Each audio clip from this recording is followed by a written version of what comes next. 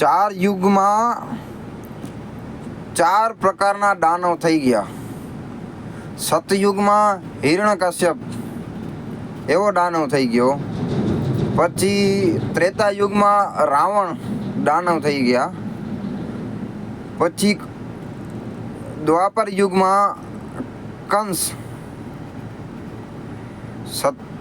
સતયુગમાં મોટું નામ હતો હિરણ્યકશ્યપ. ત્રેતા યુગમાં 3 અક્ષરવાળો રાવણ. દ્વાપર યુગમાં 2 અક્ષરવાળો કંસ. અને કલયુગમાં હું આમ ને હું તેમ. એટલે આ હું છે ને, હું એ દાનવ છે. એટલે જે પણ માણસ હું કરતો હોય, હું આમ છું, હું આમ, હું તેમ, એ દાનવની બુદ્ધિ પ્રકારનો માણસ છે. કારણ કે હવે હું એટલે આ કલયુગમાં બધાના શરીરમાં દાનવ ઘૂસી ગયો છે.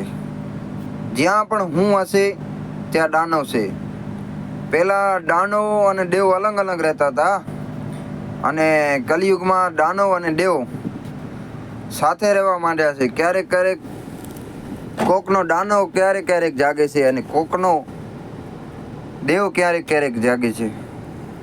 અને હું શબ્દ છે એ બહુ ખતરનાક શબ્દ છે.